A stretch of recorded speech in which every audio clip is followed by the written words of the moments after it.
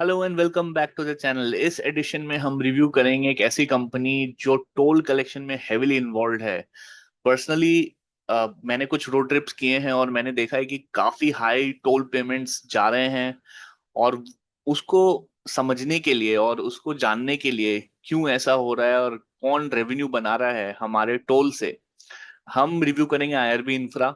Warren Buffett कहते हैं कि टोल कंपनीज जो हैं जो सिर्फ टोल कलेक्ट करती हैं एक बहुत ही सुपीरियर बिजनेस है, क्योंकि होता क्या है कि एक बार वो कैपिटल इंफ्रास्ट्रक्चर को खड़ा कर दे तो अगले 20-25 साल तक वो उसमें से टोल कलेक्ट कर सकती हैं। आईआरबी इंफ्रा पर्सनली मुझे थोड़ा अलग टाइप का कंपनी लगा, मतलब वो सिर्फ स्पेशलाइज सिर्फ टोल पे नहीं करता, वो ईपीसी भी करता है, टोल भी करता है। ऑल्दो हैविंग सेड दैट उसका जो वैल्यूएशन है 85% उसके टोल बिजनेस से आता है और 15% ईपीसी से आता है। बट क्योंकि ये ईपीसी में इन्वॉल्व है उसकी वजह से इसका डेट काफी हाई है।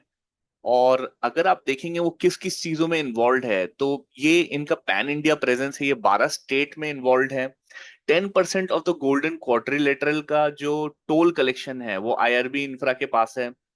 फिर जो टीओटी होते हैं, जो टोल ऑपरेट एंड ट्रांसफर क्या होते हैं कि किसी ने वो इंफ्रास्ट्रक्चर खड़ा कर दिया, आपने अपफ्रंट पेमेंट किया और उसमें से टोल कलेक्ट करना शुरू कर दिया। वो जो पीरियड होता है वो पीरियड होता है आपका 20 से 25 साल। टीओटी में जो है अनसर्टेनिटी कम रहता है क्योंकि आप कंस्ट्रक्शन में इन्वॉल्व नहीं रहते हैं और आप सीधा टोल कलेक्शन में घुस जाते हैं, राइट। टीओटी जो है आईआरबी इंफ्रा के पास 38% है। तो इंडिया का 38% टीओटी प्रोजेक्ट्स आईआरबी इंफ्रा के पास है। ऑल्दो एक न्यू एंट्रेंट आ रही है ये इस फील्ड में, जो कि हर फील्ड में आ रही है, वो है अदानी ग्रुप। तो जो सारे जो नए प्रोजेक्ट्स बन रहे हैं उसमें से अदानी ग्रुप धीरे धीरे आप देखेंगे एक स्लाइड में, उसमें आप देखेंगे कि बहुत स्पीड से वो ग्रो कर रही है। तो अदानी ग्रुप जो भी उसको प्रॉफिटेबल सेगमेंट दिखता है उसमें वो काफी फास्ट तरीके से घुस जाती है। जैसे एयरपोर्ट्स में हमने देखा, आई थिंक एयरपोर्ट्स को रन करना और मेंटेन करना is one of the most superior business that is out there, provided you are not involved in building the airport and you do not own an airlines, and I think Vijay Mallya will vouch for this। तो इसमें अगर आप देखेंगे तो ये अलग अलग इनके प्रेजेंस है, अलग अलग इनके एसेट्स हैं। एक हो गया बीओटी, ठीक है, बीओटी हो गया बिल्ड ऑपरेट एंड ट्रांसफर। तो इसको आईआरबी इंफ्रा स्क्रैच से बिल्ड करेगी, फिर ऑपरेट करेगी एक कंसेशन पीरियड के लिए और फिर ट्रांसफर कर देगी किसी और को। अगर ये खुद अपना बिड एक ऐसे बिड में दे जो एक्सेप्टेबल हो टेंडर के थ्रू, तो वो बीओटी इनके पास ही वापस आ जाएगी। फिर एक हो गया हैम। हैम जो है हाइब्रिड एन्युटी मॉडल, उसमें गवर्नमेंट जो एनएचएआई है, एनएचएआई का ज्यादा लागत लगता है और आईआरबी इंफ्रा का कम लागत लगता है। एनएचएआई जो है उसके बाद जो टोल कलेक्शन करती है उसमें से एक इंटरेस्ट रेट पे वो आईआरबी इंफ्रा को देती है सेमी एनुअली। जनरली वो एग्रीमेंट्स अलग भी हो सकते हैं बट जनरली वो सेमी एनुअली होता है। और उसमें फिर आईआरबी इंफ्रा टोल खुद से ऑपरेट नहीं करती, राइट। तो not a very not something which you would want a lot on your books, right. HAM आपको ज्यादा अपने बुक्स पे चाहिए नहीं होगा, ठीक है। फिर तीसरा हो गया टीओटी, जैसे मैंने आपको बताया था टोल ऑपरेट एंड ट्रांसफर, जो आईआरबी इंफ्रा अपफ्रंट पेमेंट करती है, टोल कलेक्ट करती है और उस टोल के थ्रू अपने रेवेन्यू जनरेट करती है, ठीक है। उसके बाद हो गया इनविट। अब इनविट को आप ऐसे समझिए कि ये इंफ्रा प्रोजेक्ट्स का म्यूचुअल फंड हो गया। अब जो जो प्रोजेक्ट्स क्लियरली अपने स्टेबलाइजेशन फेज में हैं, जिसका कुछ कंस्ट्रक्शन बाकी नहीं है, वो कंसेशन पीरियड में घुस चुके हैं, उसको फेयर वैल्यूअर्स से असेस करा के उसको प्राइवेट इन्वेट या पब्लिक इन्वेट में डाला जाता है। अब पब्लिक इन्वेट में आईआरबी इंफ्रा का 16% शेयर है और प्राइवेट इन्वेट में 51% शेयर है, राइट। तो उसमें से जो भी प्रोसीड्स आएगा वो आईआरबी इंफ्रा को 51% प्राइवेट इन्वेट से आएगा और पब्लिक इन्वेट से जो है वो 16% आएगा। तो अभी करेंटली मैनेजमेंट के जितने मैंने कॉन कॉल नोट्स पढ़े थे उसमें से 80,000 करोड़ का एक एसेट बुक इनके पास है, जिसको वो बढ़ा के 1,40,000 करोड़ करना चाहते हैं। अब वो इसको कैसे यूज करते हैं कि इनके जो इन्वेट्स हैं, इन्वेट से जो प्रोसीड्स आते हैं, या तो वो अपने टोल कलेक्शन जो स्टेबलाइज्ड हो चुके हैं उसको इन्विट में भेजते हैं उसको, क्योंकि अगर वो इन्विट में भेजते हैं और इन्विट इन्विट में जो ये बाकी के जो प्लेयर्स हैं, सिंट्रा सिंट्रा एक प्लेयर है और दूसरा जीआईसी फ्रॉम सिंगापुर है, तो 51% शेयर प्राइवेट इन्विट में आईआरबी इंफ्रा का है और जो 49% का शेयर है वो वापस इनके पास आता है, राइट। तो क्योंकि वो इनके पास आता है, फिर वो क्या करते हैं कि 70-30% रूल लगा के, मतलब 70% every project should be 70% backed by debt and 30% by equity. तो अगर सपोज 4,000 करोड़ प्राइवेट इन्वेस्ट से आता है तो उसको यूटिलाइज करके वो फिर वो नए प्रोजेक्ट्स लेते हैं। तो एक तरीके से ये कांस्टेंट एक चेन पे चलता रहता है कि ताकि वो अपना जो प्रोजेक्ट पोर्टफोलियो, रोड पोर्टफोलियो है, उसको बढ़ाते रहे, राइट। तो काफी इंटरेस्टिंग बिजनेस लगा मुझे। पर्सनली लगा कि ये बिजनेस के बहुत सारे मूविंग पार्ट्स है, इसको इतना प्रिडिक्टेबल नहीं है असेस करना, इतना प्रिडिक्टेबल नहीं है इसका कैश फ्लो असेस करना।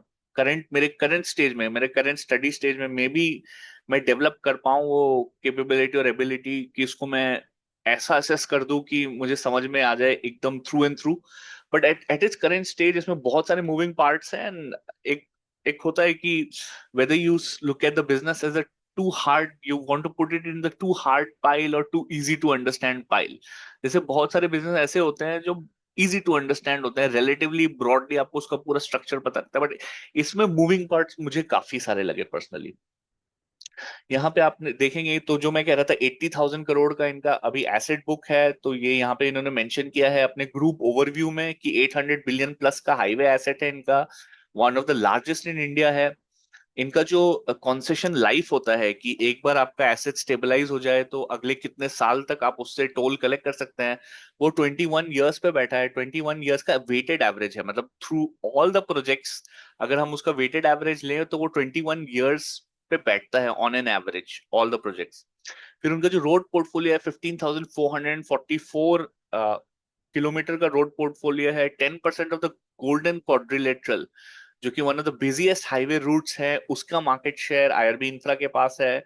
10% मार्केट शेयर है पैन इंडिया टोल रेवेन्यू पे, राइट। ये आपके हर दिन के ऑन एन एवरेज 11.5 करोड़ के करीब टोल कलेक्शन करता है। तो वो हम अलग स्लाइड में देखेंगे। फिर ये डिफरेंट टाइप्स ऑफ प्रोजेक्ट हैं, बीओटी टीओटी एंड हैम, जिसके बारे में हम लोग ने बात किया था, और इसका डाइवर्सिफाइड मिक्स है इसका। और ईपीसी जो इंजीनियरिंग प्रोक्योरमेंट और कंस्ट्रक्शन विच जो जिसका एबिटा लोएस्ट है उसका हम लोग देखेंगे वो कितना परसेंटेज पे बैठा है अगले कुछ स्लाइड्स में। फिर इनका जो टीओटी प्रोजेक्ट्स का जो शेयर है उसमें 33% मार्केट शेयर है। इनविट प्लेटफॉर्म फॉर एसेट रोटेशन, जो मैं कह रहा था कि इनविट में पैसा जाता है स्टेबलाइज्ड टोल कलेक्शन का और उसके थ्रू वो नए प्रोजेक्ट्स फंड करते हैं, तो वो दो है उनके पास। एक जो पब्लिक इन्विट है जिसमें 16% मार्केट शेयर है और प्राइवेट इन्विट है जिसमें 51% मार्केट शेयर है। फिर ये इसमें ये कह रहा है कि FASTag penetration rate across all projects 97%। तो दिस लुक्स क्वाइट क्वेश्चनेबल, मतलब 97% is hard to believe.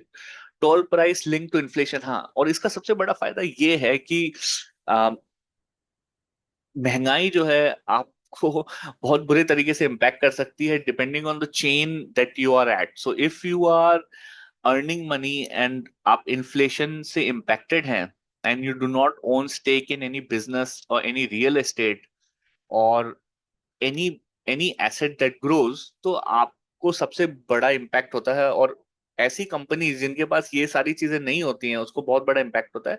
But generally जो बिजनेसेस होती हैं, they if they can increase the price in line with inflation, that's a great sign for a business, because उससे क्या होता है कि आप अपने प्राइसेस कॉन्स्टेंटली रिहाइक करके उसका जो वैल्यू है वो बढ़ाते रहते सकते हो। तो और इनका जो टोल कलेक्शन है वो डायरेक्टली इन्फ्लेशन से लिंक्ड है, which is a great thing.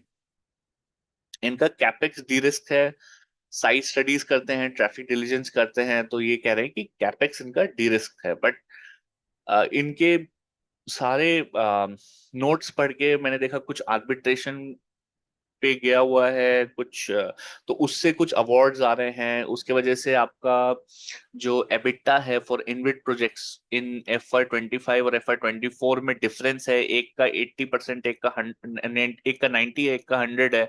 तो उसमें डिफरेंस वो आर्बिट्रेशन प्रोसीड्स की वजह से है। तो बहुत सारी चीजें हैं, मतलब इतना सिंपल नहीं है ये बिजनेस। तो एक बार क्विकली हम लोग इसका फाइनेंशियल हाइलाइट्स देख लेते हैं। तो अगर इस पे देखें तो यहाँ पे देखें तो एक तरीके से टोल रेवेन्यू ग्रोथ इनका 23% रहा है FY 25 में, नेशनल टोल रेवेन्यू ग्रोथ 12.5% रहा है। तो एक तरीके से देखा जाए तो ऑलमोस्ट डबल ग्रोथ रहा है नेशनल टोल रेवेन्यू ग्रोथ से। Toll revenue growth of 17% across private inbuilt projects, Mumbai Pune इनके पास है, उसका टोल ऑपरेट ट्रांसफर इनके पास है। एंड अहमदाबाद वडोदरा है वो बिल्ड ऑपरेट एंड ट्रांसफर, मतलब पहले आप बिल्ड करिए उसको कुछ कंसेशन पीरियड के लिए ऑपरेट करिए और फिर उस एसेट को ट्रांसफर कीजिए। फिर गंगा एक्सप्रेस प्रोजेक्ट, इनके पास 4 tranches of grant aggregating to 1290 crore है, 74% ऑफ टोटल ग्रांट। इनका जो पैट है Q4 FY 25 में वो 215 करोड़ का है, उस सिर्फ उस क्वार्टर का, कंपेयर टू आपका Q4 FY 24 इसमें 14% एक ग्रोथ है। PAT of 676 crore for FY 25 achieved as compared to 606 crore.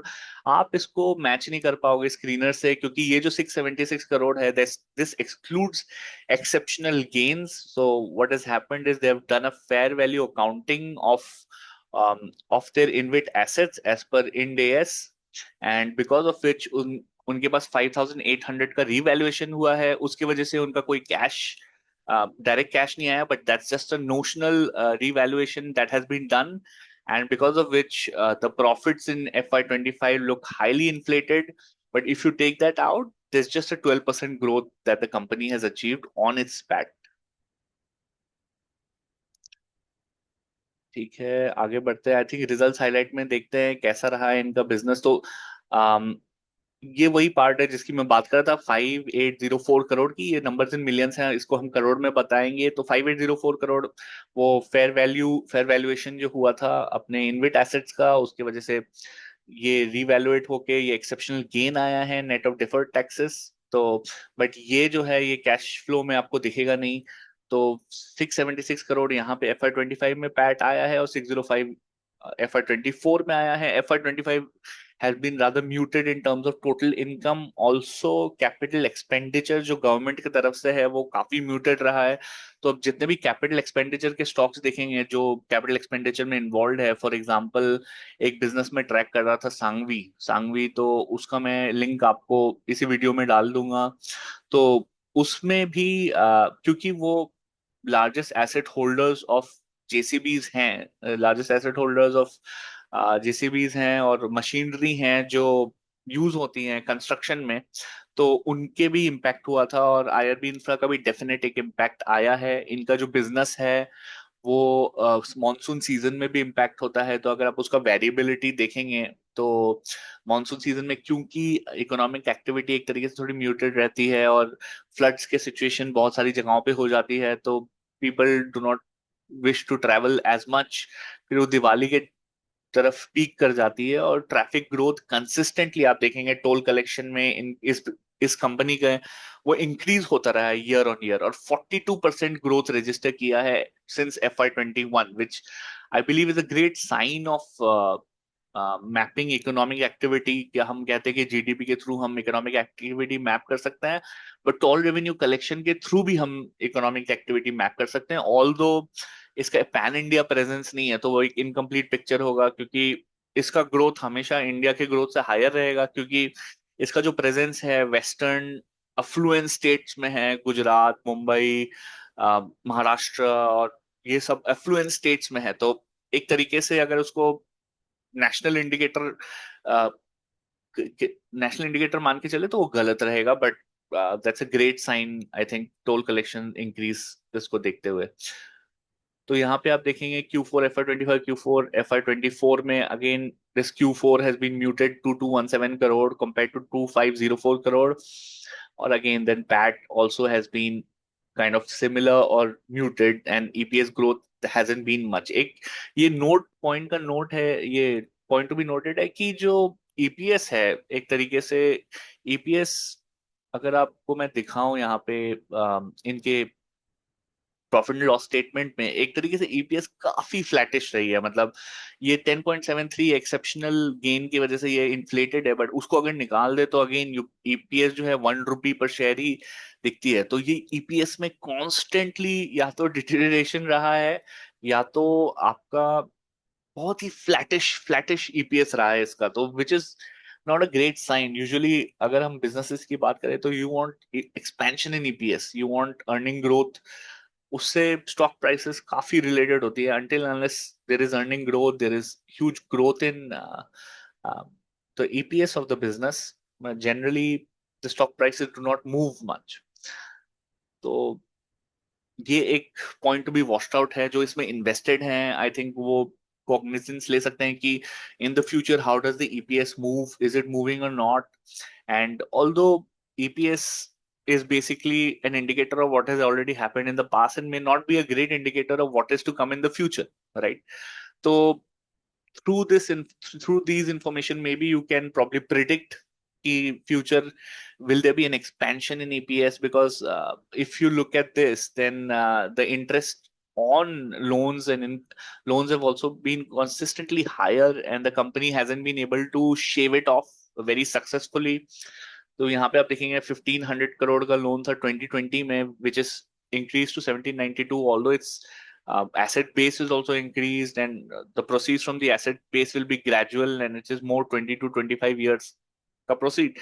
But it hasn't what it has done is all the proceeds that it has taken is consistently put back in growing more and more, and the interest on its loans have been consistently higher. So this is not a great sign for a business. तो अभी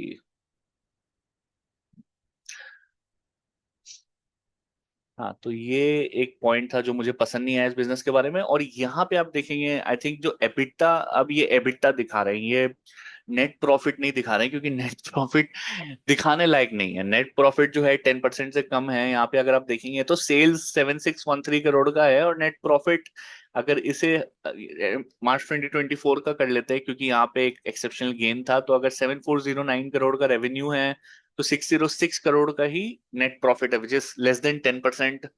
and usually इतने कम net profits के business में उठाता नहीं हूँ। Although toll business मुझे काफी इंटरेस्टिंग लगता है। मुझे लगता है कि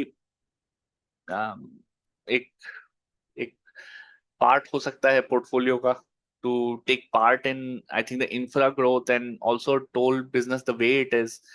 बट इस बिजनेस को और डीपली समझना पड़ेगा। उससे पहले I think there are some things which are hanging for the business, and if it not evaluated properly by the people willing to invest, then it can be a point of concern, and it's painful to hold this stock for a long periods of time, because there are some factors which might negatively impact the stock. तो total segment पे आप EBITDA देखेंगे 50 to 52% है, और BOT TOT में 84-88% है। तो great EBITDA margins. इनविट में अराउंड 90% या 100% हायर है, because of N arbitration which went in their favour, and that increase the EBITDA. Construction segment में 21 to 24%, which is very high considering construction में जनरली, ईपीसी में generally जो 10% के करीब रहता है। तो आई थिंक बिकॉज ये इंफ्रा में इन्वॉल्व है और हाईवेज में इन्वॉल्व है, इनका जनरली 21 to 24% है। ये अगेन FY25 के ईयरली हैं, ये हमने क्वार्टरली देखे थे, तो pretty सिमिलर है। आई थिंक एबिटा उसी लेवल्स में है जो हम क्वार्टरली लेवल्स पे हमने देखे थे। यहाँ पे रेवेन्यू देखेंगे, रेवेन्यू आई थिंक FY2021 में 5500 करोड़ का था, अभी जाके ये 8000 करोड़ पे बैठा है FY2025 में। तो इसमें भी एक तरीके से बिग पुश नहीं देखने को मिला है। और एबिटा यहाँ पे 50% पे फ्लैटिश रहा है। नेटवर्थ जो है, इन्होंने एबिटा एंड मार्जिन दिखा दिया I think, but profit margin नहीं दिखाया। और नेट डेट टू इक्विटी अगर आप देखेंगे, अब ये जो डेट है ये एब्सोल्यूट अमाउंट में देखा जाए तो प्रीटी सिमिलर है, बट डेट टू इक्विटी गिर रहा है बिकॉज इस इस पार्ट में जो इक्विटी वाला पार्ट है वो कंसिस्टेंटली इंक्रीज हो रहा है because of the influx of cash coming from the इनविट funds. तो वो एक तरीके का डेट नहीं है, वो उनका इक्विटी ही है। यहाँ पे इनकी कैश पोजीशन देखेंगे, आई थिंक ये कैश पोजीशन 2327 करोड़ पे ये लोग बैठे थे at the start of FY 25। और एबिटा यहाँ पे 402 करोड़ का आया है। तो ये सारे मूवमेंट्स के बाद आई थिंक नेट बोरोइंग्स 924 के बाद तो ये सारी चीजों के बाद आई थिंक 1859 करोड़ पे इनका क्लोजिंग कैश बैठा है FY 25 पे।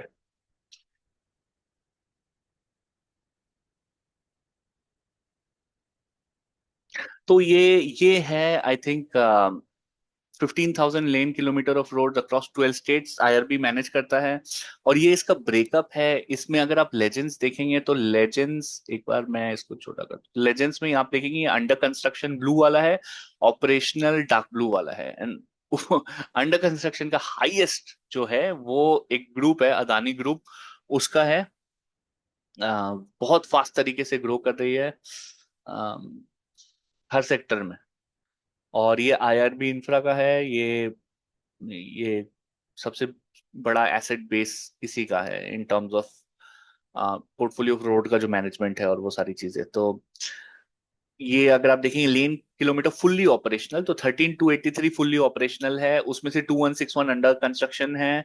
पब्लिक इन्विट में 2421 किलोमीटर है, और सबसे ज्यादा प्राइवेट इन्विट में है जिसमें 51% स्टेक आईआरबी इंफ्रा का है। और आईआरबी का जो पेरेंट है वो उसके पास डायरेक्टली 2001 किलोमीटर के हैं। टोटल लेन किलोमीटर जो है वो 15444 पे है। और जो भी नए भी आएंगे वो सारे जो डेवलपमेंट में भी हैं वो प्राइवेट इन्वेट में ही हैं। और एक है आईआरबी पेरेंट के पास, तो वो अंडर कंस्ट्रक्शन है। इसको अगर हम देखें तो यहाँ पे आप देखेंगे BOT ham and taught portfolio cumulative lane kilometre में कैसे ग्रोथ आया है। आईआरबी इंफ्रा का यहाँ पे 987 किलोमीटर पे ही था ये 2012 में। और highway construction after the Modi government came, it it went up in a rapid manner. And also उसका क्वालिटी काफी इंप्रूव हुआ है, जैसे हमने देखा है, मैंने ट्रैवल किया उस पे। तो आई थिंक वहां पे क्या हो रहा है कि एक फास्ट ग्रोथ देखने को मिला है इनको। यहाँ पे 987 से 15444 किलोमीटर, जिसमें हमने उसका ब्रेकअप देखा था कि कितने ऑपरेशनल है, कितने अंडर कंस्ट्रक्शन है, कितने प्राइवेट इन्वेट, पब्लिक इन्वेट और आईआरबी पेरेंट के पास है। तो ये इसका ब्रेकअप है। और अगर हम इसका मार्केट शेयर देखें अक्रॉस द स्टेट्स तो 8% ऑफ राजस्थान जो है उसका टोल कलेक्शन आईआरबी इंफ्रा के पास है through TOT, BOT and HAM. Either way, HAM में डायरेक्टली वो टोल कलेक्शन नहीं करती, जैसा मैंने आपको बताया था। हैम में एनएचएआई उनको देता है पैसे सेमी एनुअली यूजुअली, और उसके इंटरेस्ट के थ्रू वो अपना रिकूप करते हैं इन्वेस्टमेंट जो भी वो करते हैं। उसको हाइब्रिड एन्युटी मॉडल कहते हैं फॉर हाईवे प्रोजेक्ट कंस्ट्रक्शन। तो ये Maharashtra 16%, Uttar Pradesh 40। So some of the fastest growing states में इसका स्टेक है टोल में। That is a great sign I think. That is one thing that can potentially push their EPS up, provided the EPC value keeps coming down, the asset base keeps increasing, and the management have mentioned कि asset base को वो 80,000 करोड़ से 1,40,000 करोड़ की तरफ लेके जाना चाहते हैं। But for that, the capex expenditure from the government side needs to be higher. So that will be interesting to watch कि वो कैसे अपना गवर्नमेंट इसमें पैसा ज्यादा डाले। तो benefit I think IRB infra को काफी देखने को मिल सकता है। तो यहाँ पे आई थिंक इन्होंने वही प्राइवेट इन्वेट, पब्लिक इन्वेट, तो यहाँ पे कुछ कुछ बताए हैं, गोवा, कानपुर और ये सब, गंगा एक्सप्रेसवे हैदराबाद, और तो हाईवे प्रोजेक्ट्स जिसपे बीओटी हो या टीओटी हो, जिसको मैंने पहले एक्सप्लेन किया था, ऑल एसेट्स आर ऑपरेशनल इसमें, इनविट इन्वेस्टमेंट्स में। और ये इनविट इन्वेस्टमेंट्स में, प्राइवेट इन्वेट में ये सारे प्रोजेक्ट्स आते हैं, और पब्लिक इन्वेट में ये सारे आते हैं। तो इसमें 16% है मार्केट शेयर, उसमें 51% मार्केट शेयर इनके पास है। अभी रिसेंटली इन्होंने आई थिंक दे गॉट सिट्रन बोल के एक स्पेनिश कंपनी है जिसको मार्केट शेयर दिया है। तो जस्ट इमेजिन कि सिंगापुर की एक कंपनी और स्पेन की एक कंपनी का 49% मार्केट शेयर है इंडिया के टोल कलेक्शन पे, of the 10% India's toll collection which is held by IRB. तो that is a great way of thinking कि कैसे बाहर के investors are benefiting from us paying toll. So that is a big revelation that came to light when I was researching the business. और ये इनके कुछ EPC projects हैं और ये यहाँ पे इन्होंने लेआउट किया है।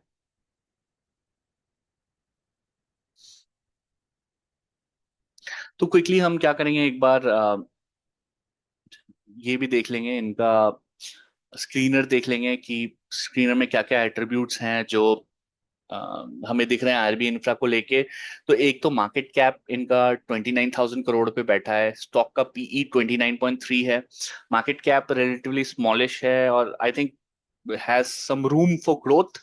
बट एक चीज जो मुझे पसंद नहीं आई थी इसकी प्लेज परसेंटेज की, ओनर्स ने अपने शेयर्स भी गिरवी रखे हैं, 55% ऑफ शेयर्स को गिरवी रखा है to fund the project. So generally it's not a great sign कि आप अपने स्टॉक्स को गिरवी रख रहे हैं, मतलब is a desperate sign of raising money.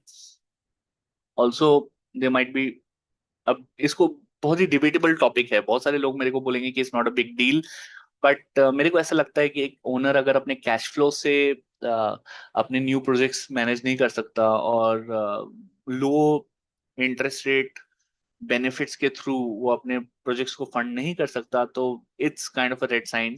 आप अगर इसका प्राइस टू बुक वैल्यू देखेंगे 1.49 पे बैठा है, डेट टू इक्विटी 1.04 पे है, तो um, ये भी काफी हाई है। फ्री कैश फ्लो होने के बावजूद उसको कॉन्स्टेंटली नए नए वर्टिकल्स में डालना पड़ता है। ईपीसी बहुत मनी गजलिंग बिजनेस है, तो उसमें कॉन्स्टेंटली आपके जो प्रॉफिट्स हैं, कैश फ्लोज हैं, उसके तरफ डायरेक्टेड रहते हैं। अम, अच्छा, तो अपॉलॉजीज, यहाँ में मैं कह रहा था कि 20% शेयर इन गोल्डन क्वाड्रिलेटरल है, मैं 10% कह रहा था, बट यहाँ पे मेंशन्ड है कि 20% share in golden quadrilateral highway है। Company has the ability to undertake construction of 500 to 600 kilometers at any given point of time. इनका जो पोर्टफोलियो है ऑपरेशनल 12,506 किलोमीटर है, टोटल 15,500 किलोमीटर के करीब है। और ऑपरेशनल पोर्टफोलियो ब्रेकअप, कंपनी के पास 2001 है और प्राइवेट इन्वेट के पास 8084 एंड पब्लिक इन्वेट 2421, तो ऐसा इनका ब्रेकअप है। बीओटी टॉट तो includes operational maintenance of roadways, 32% इनके बुक में है। जोग्राफिकल स्टैंडिंग हमने डिस्कस किया था। ऑर्डर बुक जो है as of Q3 FY24, order book stood at 36,200 crore, which is more than the market cap of the business. And out of this 36,200, that's a great sign कि 29,200 जो है वो O&M, operation and maintenance पे है, जो कि toll collection and the likes business पे है। ये मैं आर्बिट्रेशन अवार्ड की बात कर रहा था। आई थिंक ये जो 1720 करोड़ है जो आईआरबी इंफ्रा को आई थी, इसके वजह से इसका जो एबिटा था, EBITDA on private InvIT and public InvIT was higher. तो ये आप देखेंगे स्पेशल पर्पस व्हीकल जो कि प्राइवेट और पब्लिक इन्वेट को रेफर करती है। तो ये थे इसके कुछ, आई थिंक स्टॉक प्राइस भी एक बार देख लेते हैं कैसे ये मूव किया है। तो अभी करंटली ये 48 रुपीज पे बैठा है और 6 रुपीज पे जून 20 में था, तो सिग्निफिकेंट ग्रोथ देखने को मिला है। But let's see, I think काफी इंटरेस्टिंग बिजनेस है, बहुत सारे मूविंग पार्ट्स हैं, बट जो इस बिजनेस से क्लोजर है, जिनको ये ज्यादा बेटर मुझसे समझ में आता है, तो वो डेफिनेटली आई थिंक इसको कंसिडर कर सकते हैं। कोई स्टॉक रिकमेंडेशन नहीं है, आप अपना रिसर्च खुद कर सकते हैं और असेस कर सकते हैं कि आपको कितना पसंद आता है, नहीं आता है। तो यहाँ पे आई थिंक उसके सेल्स के फिगर्स भी इस पीरियड पे आके काफी फ्लैटिश हो गए। मार्च 2023 के बाद से कुछ सिग्निफिकेंट एक ग्रोथ देखने को नहीं मिला इस बिजनेस में, और मार्जिन्स और ईपीएस भी काफी फ्लैटिश रही हैं, if you exclude this exceptional gains that was there of 5,800 crore. और ये स्टॉक प्राइस सीएजीआर में भी रिफ्लेक्ट किया है, मतलब लास्ट 3 इयर्स 32% के सीएजीआर से ग्रोथ हुआ है स्टॉक प्राइस का, और 1 ईयर में -32%। तो स्टॉक मार्केट ने पनिश किया है इसके इसके फाइनेंशियल्स को और इसके नंबर्स को, और जहां ये कंपनी जा रही है, आई थिंक स्टॉक मार्केट ने ये परसीव किया कि the future probably is not that great as it looks and hence they have punished. But obviously मतलब मैं स्टॉक मार्केट को परफेक्ट नॉलेज नहीं मानता, क्योंकि a lot of times people churn a lot, they keep moving from one stock to the other. तो ये ऐसा नहीं है कि कोई यहाँ पे लॉन्ग टर्म, बहुत सारे लोग लॉन्ग टर्म के लिए आ रहे हैं, तो अगर वो प्राइस पनिश हुआ है तो that is a great sign. A lot of times we see कि some of the great businesses are passed on by some of the biggest investors in the world. Blackstone, वो कई बार ऐसे ऐसे businesses बेच देते हैं जो फ्यूचर में जाके बहुत अच्छा करती हैं. तो उनके बेचने की रिक्वायरमेंट्स कुछ और होती हैं, उनको कैश निकाल के या तो अपने सीईओ के पॉकेट में डालना होता है, या तो शेयर होल्डर्स के पॉकेट में डालना होता है, ताकि वो ताकि वो कंपनी पे फेथ रिपोज रखे और बहुत सारे कमीशन ये बड़े बड़े कंपनियों को दे. तो ये सारी चीजें आई थिंक उनके decision, sell buy sell decisions बहुत अलग तरीके से वर्क करती हैं. रैशनल तरीके से ज्यादा वर्क नहीं करती मेरे हिसाब से. बहुत सारे फैक्टर्स हैं, बहुत सारा स्ट्रक्चर है, बहुत सारा हायरार्की, पॉलिटिक्स. तो बड़े बड़े कंपनियों में आई think that is one issue that they have, and that's why I feel retail investors अगर वो ढंग से ये चीज करें, स्टॉक मार्केट इन्वेस्टिंग, और उसको कंसंट्रेट करके करें, तो they can take independent calls, they can hold businesses for 10, 15, 20 years and keep reassessing it, because that is very important to draw conclusion, draw probabilities whether it will continue to generate high profitability with lower risk. That is very important. So that's it from my side on this edition. Hope you like the analysis of IRB Infra. If you want me to analyze any other company, please let me know in the comment section below.